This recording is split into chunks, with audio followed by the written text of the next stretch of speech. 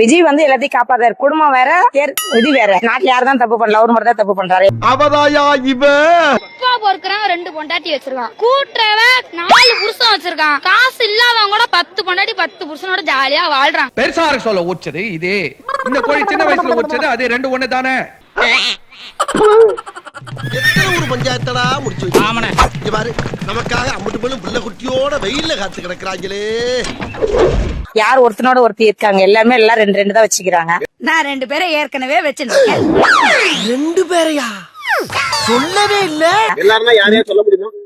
நிறைய ஆம்பளைங்க எங்க வீட்லயே கூட சில பேர் எல்லாம் வச்சுக்கிறாங்க. கர்ம கர்மம் ஊராடாது.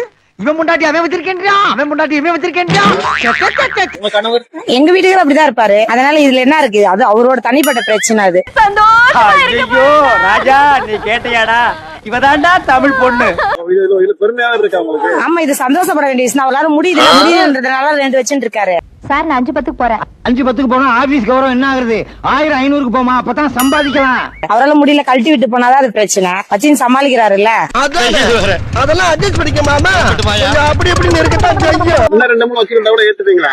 அது அவரோட திறமைக்கு பரிசு உண்டு இல்ல. இப்படி ஒரு கேடு கட்ட ஈத்திர குடும்பத்தை என் வாழ்க்கையில நான் பார்த்ததே இல்ல.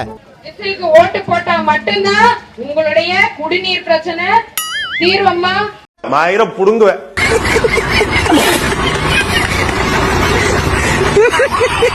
கண்டிப்பாக உங்களுக்கு தேவையான எல்லா விஷயங்களையும் நாங்க செஞ்சு தருவோம். எங்க தொகுதிக்கு என்னையா செஞ்ச? நான் எங்க தொகுதிக்கு என்னவெல்லாமோ செய்யலாம் என்று திட்டம் போட்டிருந்தேன்.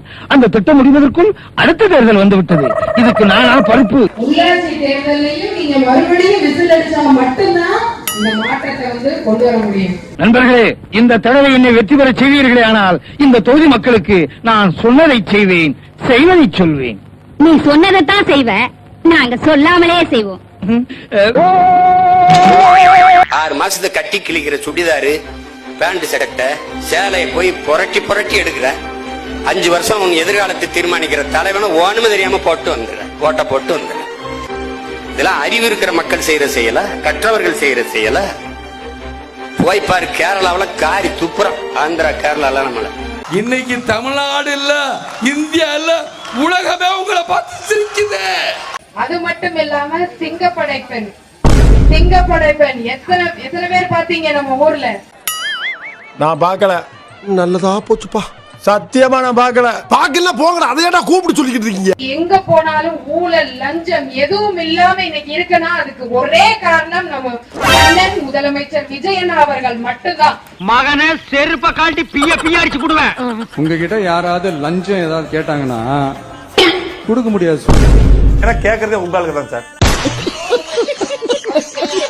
50-60 வருஷமா இந்த 2 கட்சி மாறி மாறி பிறப்புல இருந்து இறப்பு வரைக்கும் எவ்வளவு பெரிய ஊழல் பண்ணி மக்கள் எல்லாம் வெறுத்து போயிட்டாங்க.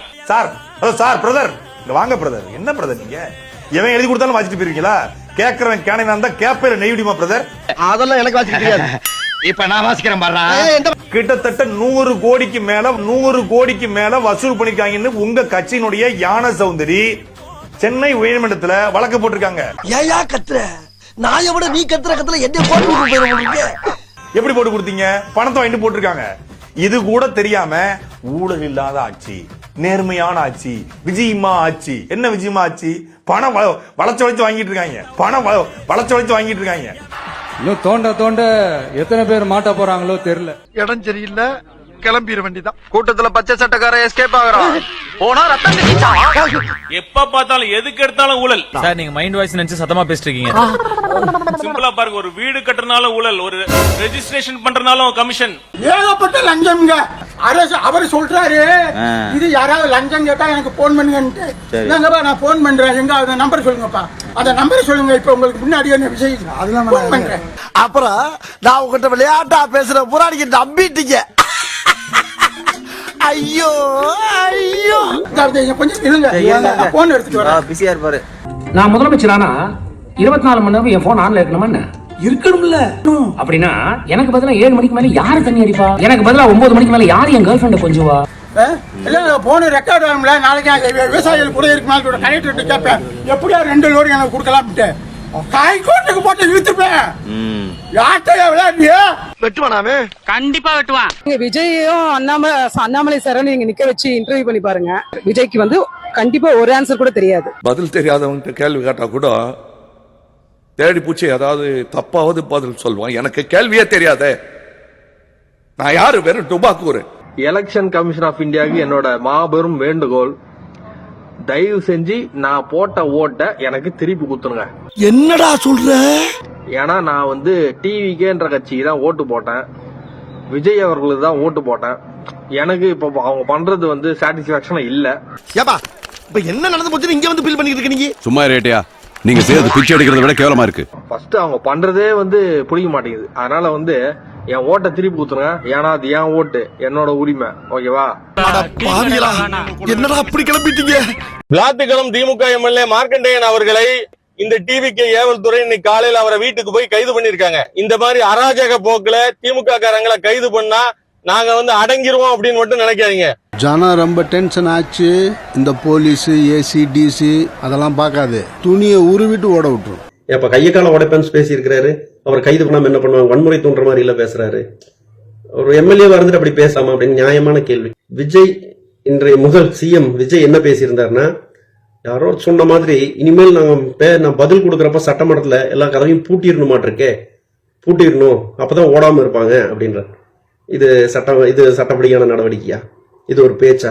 நீ அப்படி பூட்டினா நான் கையை காலை உடைச்சிட்டு வெளியில போவோம் அப்படின்னு சொல்றாரு அவர் எம்எல்ஏ. அவ்வளவுதான். இது பெரிய எதிர்வினை தானே வெளியே, இது வந்து வினை கிடையாது, இது எதிர்வினை. நீ பூட்டினா நாங்க உடைச்சிட்டு வெளியே போவோம், கை காலை உடைச்சிட்டு வெளியே போவோம் அப்படிங்கிறார். தப்பு பூரா நம்ம மேல வச்சுக்கிட்டு அவரு தப்புன்னு சொல்றது தப்பு சார். நாயும் அவரு பக்கத்துல இருக்கு சார்.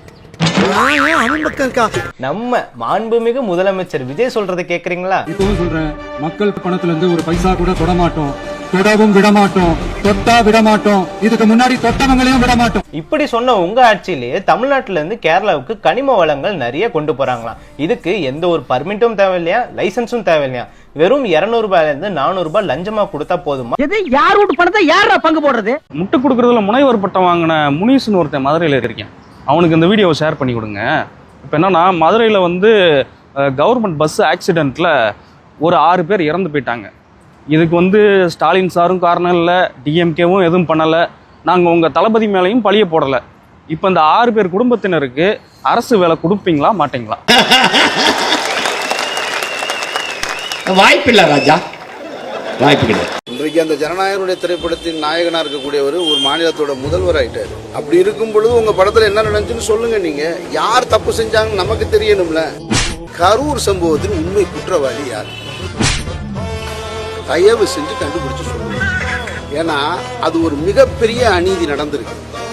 அந்த அநீதியை கடந்த ஆட்சியாளர்கள் செஞ்சிருந்தாங்கன்னு சொன்னா அவர்கள் தண்டிக்கப்பட வேண்டியவர்கள்னு நான் அப்பவும் சொல்றேன், இப்பவும் சொல்றேன். அல்லது நடக்காத ஒன்றை நடந்ததாக நீங்க சொன்னீங்களா? இப்ப உங்க கையில அதிகாரம் இருக்கு, உங்க கையில ஆட்சி இருக்கு, புலனாய்வுத்துறை இருக்கு. ஒன்றிய அரசு நீங்க கேட்டா எது வேணாலும் உங்களுக்கு செஞ்சு கொடுக்கறதுக்கு அவங்க தயாரா இருக்காங்க. மத்திய புலனாய்வுத்துறையும் இருக்கு. கரூர் சம்பவத்துல உண்மை குற்றவாளிகள் யாருன்னு கண்டுபிடிச்சு சொல்லுங்க, இந்த மக்களுக்கு தெரியணும். How do I tell you? வாங்க சார், வாங்க சார், வாங்க எல்லாரும் ஒரு நல்லா மூஞ்ச பாத்து. ஓகேவா? பார்த்தாச்சா? முடியலாமா முடியாச்சு. ஸ்டார்ட் பண்ணு.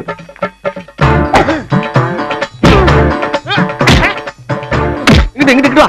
அப்படியா படைக்கல மண்டல மட்டும் அடிச்சிடாத, குலக்கேசல் உள்ள போயிருவேன்.